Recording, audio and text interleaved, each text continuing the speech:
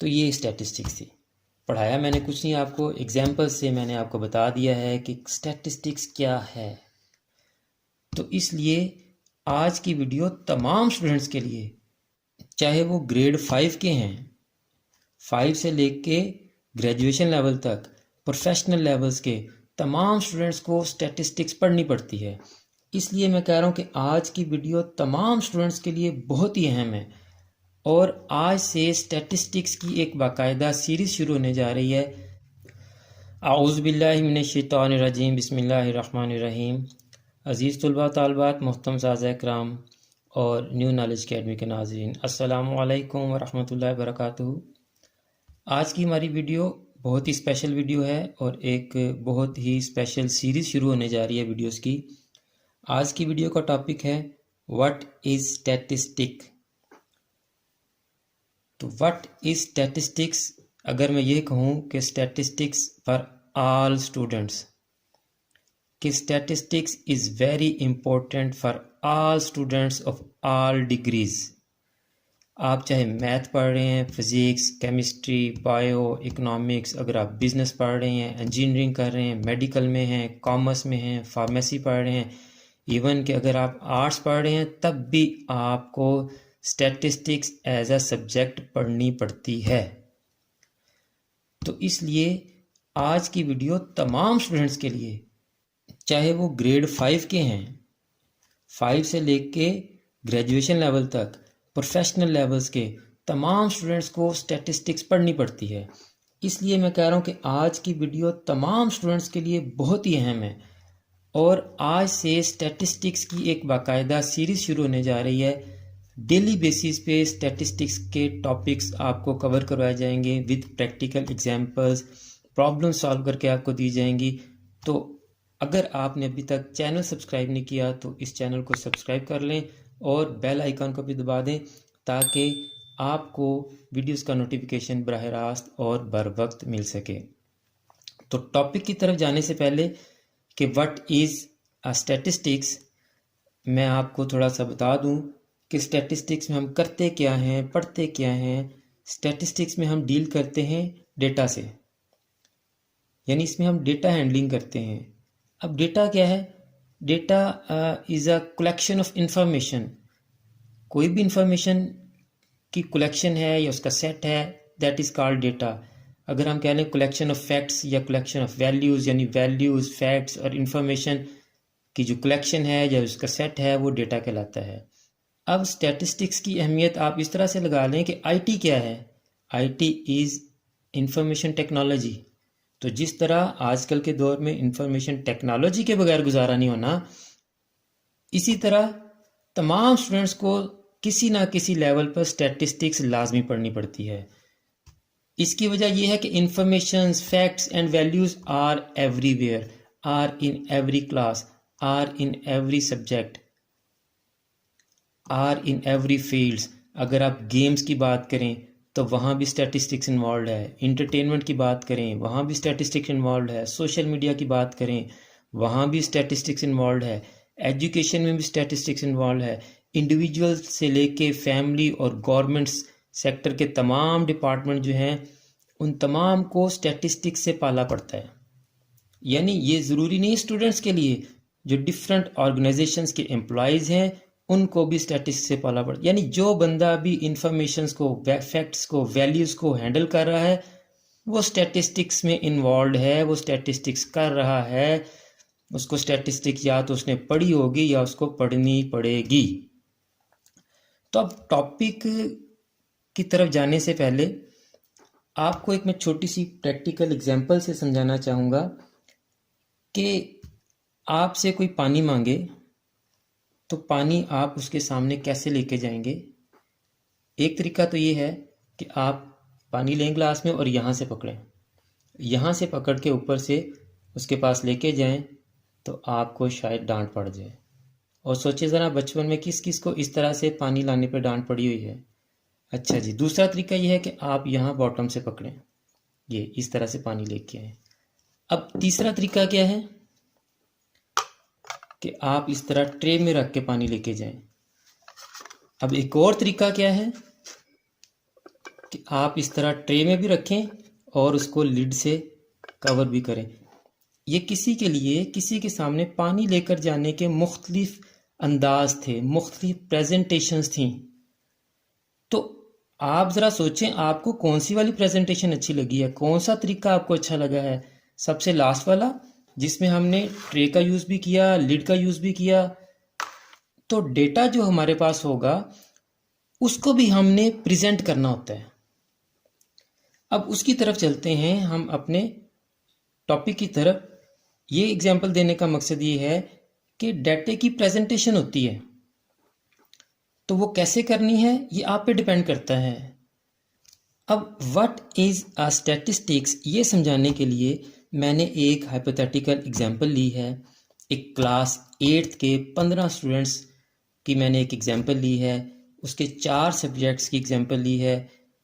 और मैं और आप यानी नाजरीन आप और मैं, हम इंचार्ज हैं, उस क्लास के इंचार्ज हैं। हमने रिज़ल्ट प्रेजेंट करना है, रिज़ल्ट देना है उस क्लास का अपने एडमिन को, प्रिंसिपल को, वाइस प्रिंसिपल को, हेड टीचर को, जो भी वहाँ पे अथॉरिटी है। अब हम इंफॉर्मेशन कलेक्ट करेंगे यानी मार्कशीट्स या लिस्टें हर सब्जेक्ट वाइज तमाम सब्जेक्ट टीचर से हम क्या करेंगे, लिस्टें कलेक्ट करेंगे। ये प्रोसेस आप में से अक्सरियत को पता होगा कि सबसे पहले हमने क्या करना है, कलेक्शन ऑफ लिस्ट। हम तमाम सब्जेक्ट टीचर से वो लिस्टें कलेक्ट कर लेंगे कि जो 8th क्लास के 15 स्टूडेंट्स हैं उनके क्या क्या मार्क्स आए हैं। आपको यहाँ मैं कुछ और इन्फॉर्मेशन दे दूँ कि टोटल मार्क्स हमने रखे हैं 50 इस एग्जाम्पल में, और पास मार्क्स हमने रखे हैं 20, और जो बच्चा एक सब्जेक्ट में फेल है उसको हम फेल कंसिडर करेंगे। तो रिज़ल्ट बनाने के लिए हमारे लिए बहुत ज़रूरी है कि 8th क्लास के तमाम बच्चों के हर सब्जेक्ट्स के मार्क्स हमारे पास आएँ।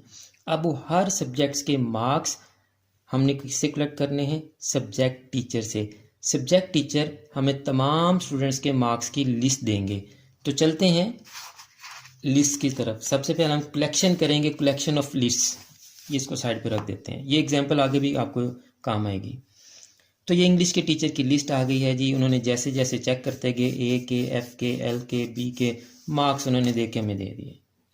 पेपर चेक किए, मार्क्स लिखे, नाम और मार्क्स उन्होंने दे दिए।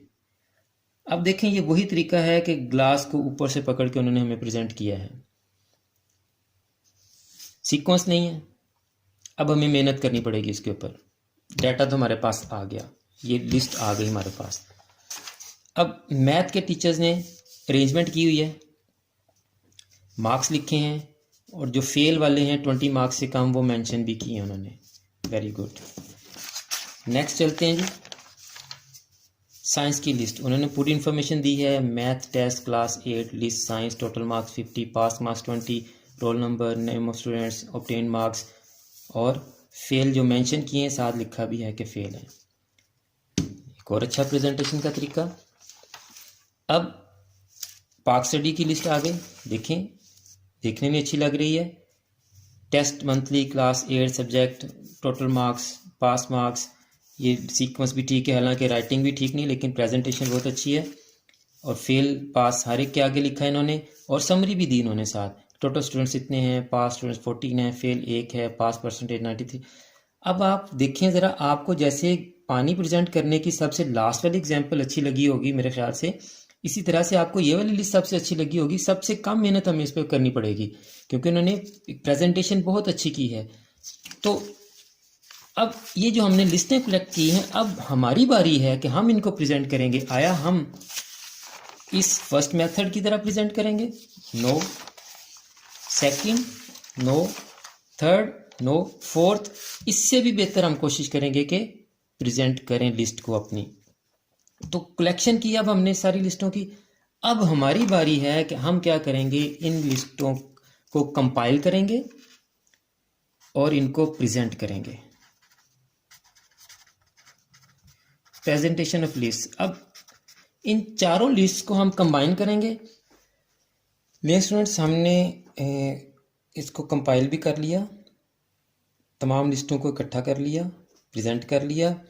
जो फेल वाले स्टूडेंट्स थे उनको हमने मार्क भी कर लिया और हाईलाइट भी कर लिया।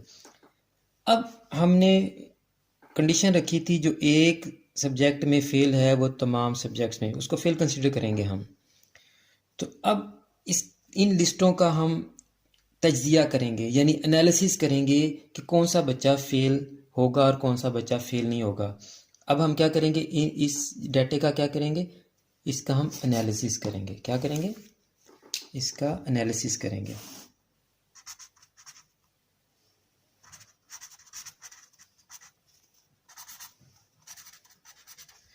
अब एनालिसिस करेंगे, इन तमाम लिस्ट का तजिया करेंगे और फिर हम चेक करेंगे कि कौन कौन से बच्चे फेल होते हैं और कौन से पास हैं।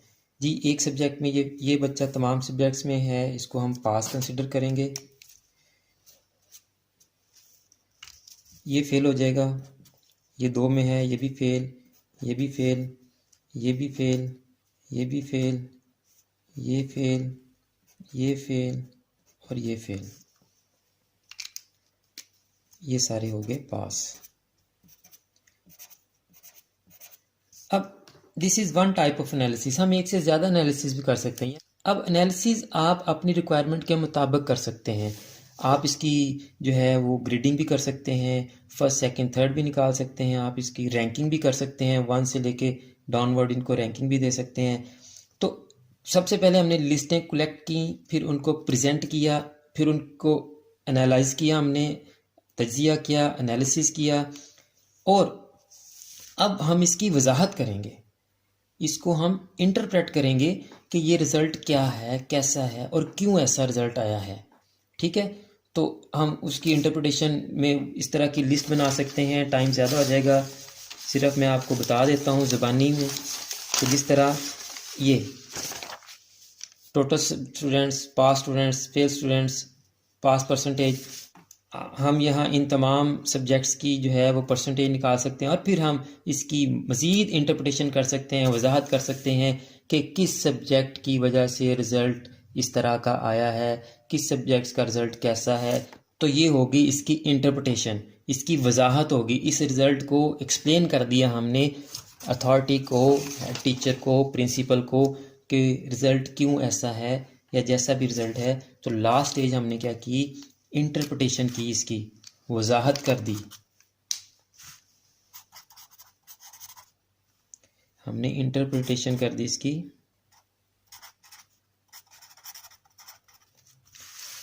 अब ये लिस्ट को आप रिप्लेस कर दें, क्योंकि लिस्ट में वैल्यूज थी, इंफॉर्मेशन थी, तो फैक्ट्स थे, तो उसको आप डेटा से रिप्लेस कर दें। Collection of data, presentation of data, analysis data और interpretation of data is called statistics.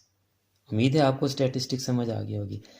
Statistics is a science in which we collect, present, analyse and interpret data. तो ये स्टैटिस्टिक्स थी।